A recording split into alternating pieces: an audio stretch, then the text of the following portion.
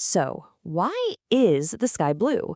I mean, it's one of those classic questions, right? Something we've all wondered about since we were kids. Well, in this explainer, we're going to dig in, and trust me, the real answer is way cooler than you probably think. You've probably heard the usual stuff, maybe that it's a reflection of the ocean or something vague about light scattering. Yeah, what if I told you that's not really it? Not the whole story, anyway. Not by a long shot.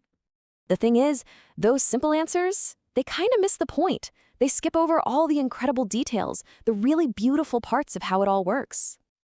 To really get it, we've got to follow the journey of a single sunbeam.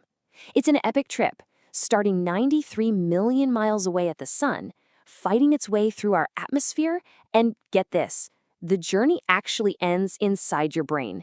It's a wild ride, so let's get started. All right, first stop, the sun. It's not just some big yellow thing hanging in the sky. Think of it more like a giant thermonuclear fountain of light. And the kind of light it pumps out, well, that's our first big clue. Okay, so here's a little physics for you. The sun is what's called a black body radiator. Don't worry about the term. All it really means is that the light it creates isn't perfectly even. It's not pure white light. Instead, it's a whole mix of different colors, a full spectrum. But, and this is key, some colors are way more intense than others. And if you look at that spectrum, you'll see something really important. The sun actually cranks out less violet light than it does blue light. Just tuck that little fact away. It's going to be super important in a minute. It's clue number one. So, this light travels all the way across the solar system and finally gets to Earth. But it doesn't just get a free pass. Nope. It has to run this crazy obstacle course we call our atmosphere. And this is where the magic really starts to happen. See, when those photons of light slam into the tiny, tiny nitrogen and oxygen molecules floating around, a process called Rayleigh scattering takes over. Now, this isn't just light bouncing off stuff like a pinball. It's more complicated. The molecule absorbs the light's energy and then spits it back out, but in a totally random direction. And here's the kicker. This happens way, way more to some colors than others. And this little equation, this is the engine that drives everything. It says that how much light gets scattered depends on its wavelength to the fourth power. That little 4 is an absolute beast. It means that shorter wavelengths of light, like blue, don't just scatter a little bit more, they scatter insanely more. So what does that mean in practice? Well, long, lazy wavelengths like red light, they pretty much just plow right through the atmosphere and hit your eye directly. But the short, zippy wavelengths like blue light, they get tossed around like crazy. We're talking about 10 times more scattering. They're sent flying in every direction, basically lighting up the entire sky from every angle. Okay, but hold on a second. If it's all about short wavelengths, and violet light has an even shorter wavelength than blue, then shouldn't our sky be violet, right? I mean, the physics seems to demand it. So what's going on? Why isn't the sky violet? This is where the plot really thickens. The answer comes down to a set of 3 filters. First, remember clue number 1. The sun itself just doesn't make as much violet light to begin with. Second, our atmosphere, especially the ozone layer, literally eats up a lot of the violet light that does make it here. And the third and final filter, well, that's you. It's your own eye. Okay, we're at the final leg of the journey. The light has made it from the sun, it's been scattered by the atmosphere, and now it's hitting your eyeball. But the story's not over. The light has to be interpreted. And this is where we find out something pretty mind-blowing. The blue in the sky isn't actually in the sky. It's created inside your head. Yeah, you heard that right. Color isn't really a physical property of light itself.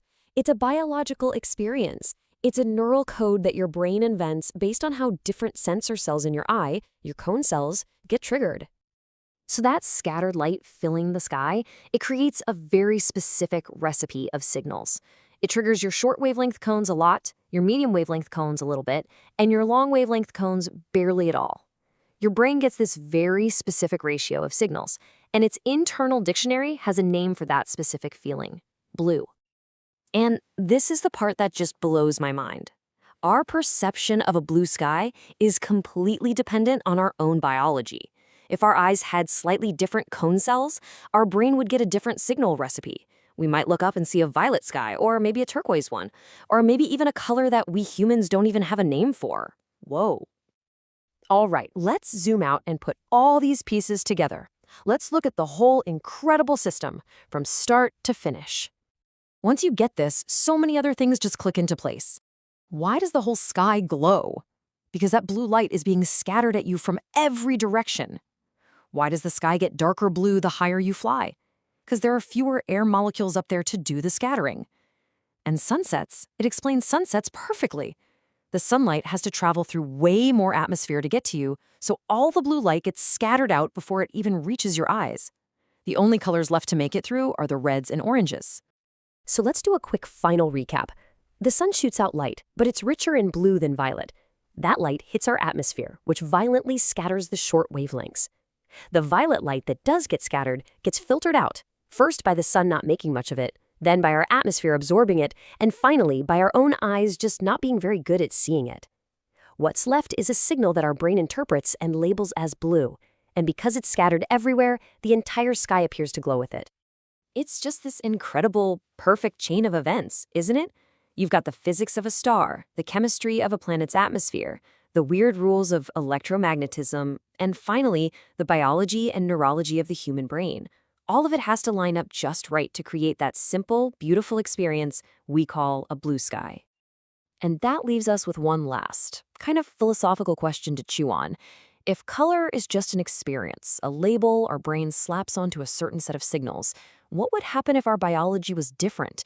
If we saw that scattered light completely differently? Would the very idea of blue even exist? It really makes you look up at the sky and see it in a whole new light, doesn't it?